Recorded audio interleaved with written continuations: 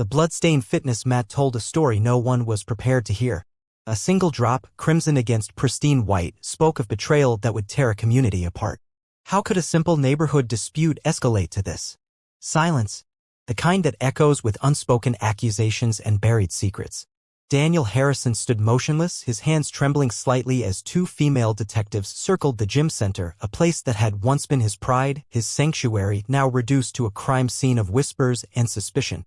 The walls that had witnessed countless transformations, personal victories, and community support now felt like they were closing in, suffocating with the weight of an accusation that would change everything. Elena Rodriguez. Her name hung in the air like a poison, a calculated weapon designed to destroy everything Daniel had built over decades. This wasn't just about a gym. This was about identity, belonging, and the invisible lines that divide communities. 30 years. 30 years of serving Millbrook, of watching generations grow stronger within these walls, of providing a safe haven for those society often forgot. Veterans rebuilding their lives, recovering addicts finding purpose, elderly residents staying active, all of it now hung by a thread thinner than a human hair. The first accusation had come like a whisper. Then another. Then a flood. He doesn't belong here. Something's not right about him. We need to protect our community. Words. Simple words that could destroy a life's work. Words that could erase decades of trust, of connection, of humanity. Detective Sarah Kendrick's clipboard held more than just notes. It held the potential to unravel everything Daniel had ever known. Her partner, Detective Emma Torres, stood near the gym's entrance, her eyes scanning the room with a precision that felt more like judgment than investigation. Mr. Harrison, Detective Kendrick's voice cut through the tension, we need to discuss some very serious allegations. Allegations? Such a clinical word for something that felt like a knife twisting into the heart of everything he loved. The gym equipment stood as silent witnesses. Weights that had lifted spirits, treadmills that had heard countless stories of personal triumph now seemed to lean in, waiting to hear Daniel's response. How does a man defend himself when the very community he's served becomes his accuser? When every memory, every relationship is suddenly cast in a shadow of doubt. This isn't just a story about Daniel Harrison. This is a story about us. About how quickly humanity can turn, how thin the veneer of community really is, and what happens when fear and prejudice become more powerful than understanding. Millbrook, a name that would soon become synonymous with a battle that would challenge everything we thought we knew about justice, belonging, and the human capacity for both cruelty and redemption. Some stories are meant to be whispered. This one demands to be screamed. The accusations didn't start as a hurricane. They began as a gentle, insidious breeze, almost imperceptible at first, but devastating in its eventual force. Elena Rodriguez wasn't just a neighbor. She was a calculated architect of destruction, her eyes always watching, always plotting. A former corporate consultant with a reputation for precision and ruthlessness, she had moved to Millbrook with a mission that went far beyond simple neighborhood politics. Daniel first noticed the change subtly. The morning greetings that used to flow easily between neighbors became strained. Conversations would stop when he approached. Children who once waved enthusiastically now turned away, guided by hushed parental warnings. In the gymnasium, the atmosphere transformed. Longtime members began to drift away.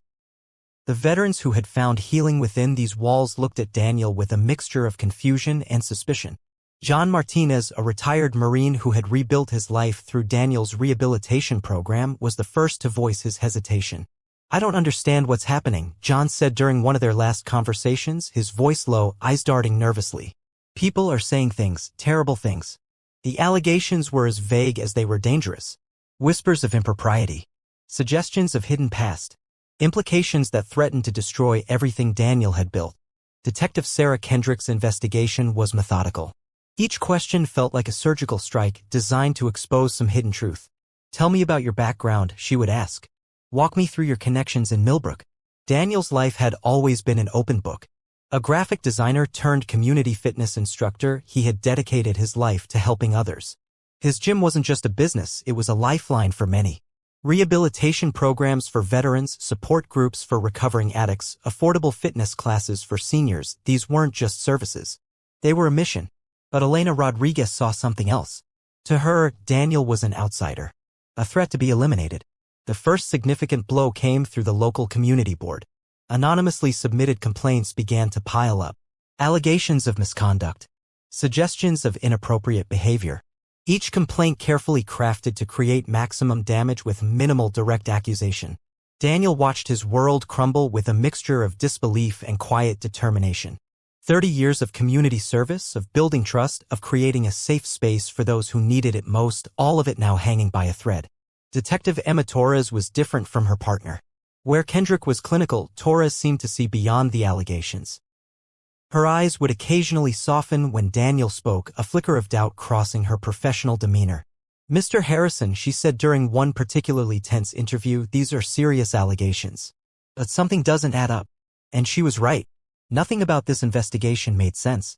The gym, once a beacon of hope and transformation, now stood as a silent witness to a campaign of systematic destruction.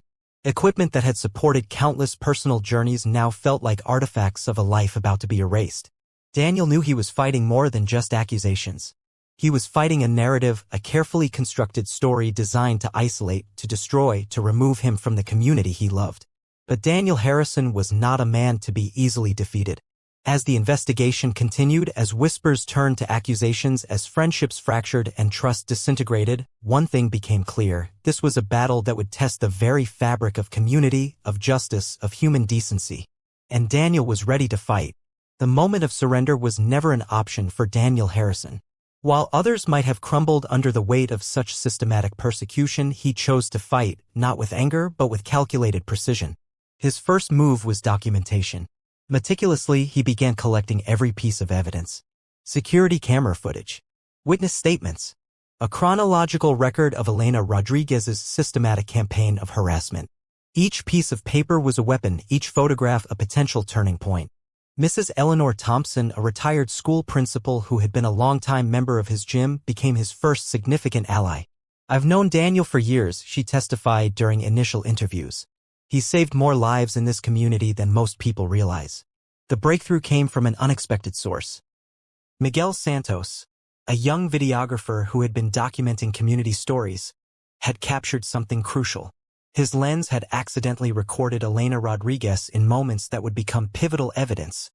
Trespassing, manipulating documents, making false phone calls to local authorities.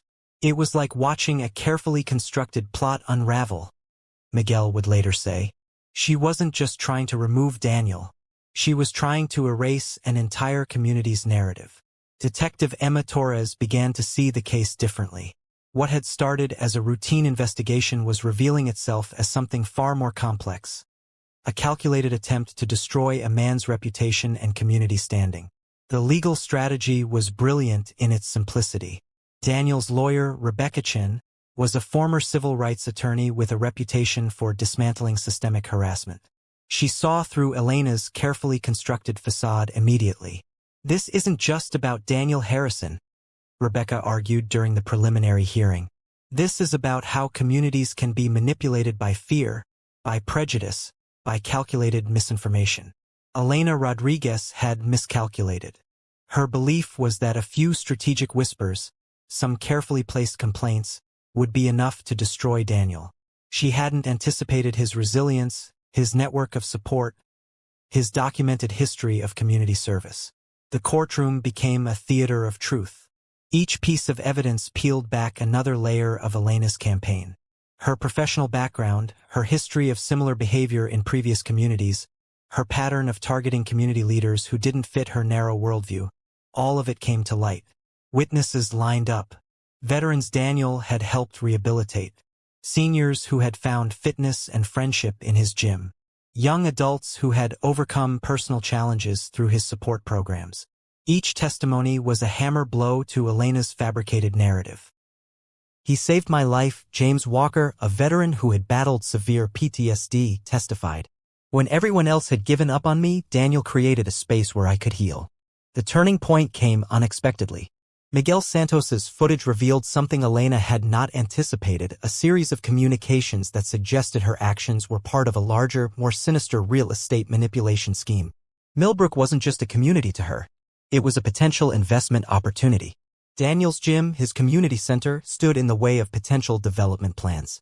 As the case progressed, the narrative shifted dramatically. What had begun as accusations against Daniel Harrison was now a full-scale investigation into Elena Rodriguez's systematic attempts to destabilize and manipulate community dynamics. The community watched, holding its collective breath. What had started as whispers was now a roar of justice, of truth finally finding its voice. Daniel stood at the center of the storm, not as a victim but as a beacon of resilience. His gym, once threatened, now seemed more powerful than ever, a symbol of community strength, of the power of truth to overcome calculated malevolence. The final act was about to begin.